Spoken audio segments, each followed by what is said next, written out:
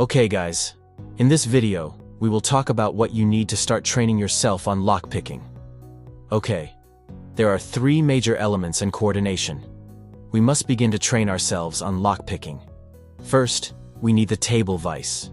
You need to bring 2 or 3 pieces of the Lishi tools. No worries. In this course, we will train you on how to use it and how to pick locks using Lishi tools.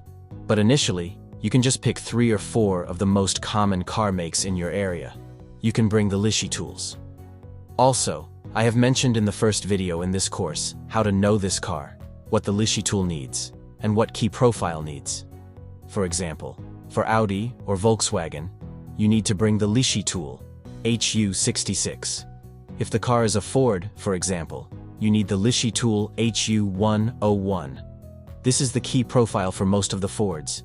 You need to go to the scrapyard also. You just need to pick 3 or 4 boxes from the scrapyard. Bring them home, put all of these things on your table at home, and start practicing.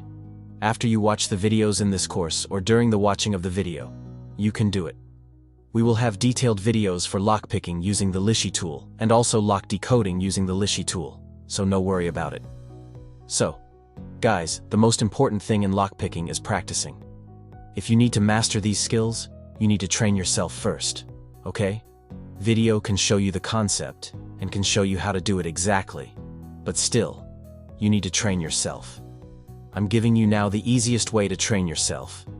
You just get some locks from the scrapyard and get the table vise. As I mentioned earlier, you just have it all together on your table.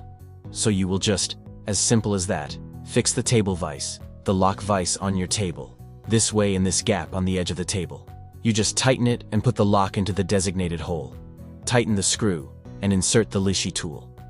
In later videos, you will see how we use the Lishi tools. Thank you.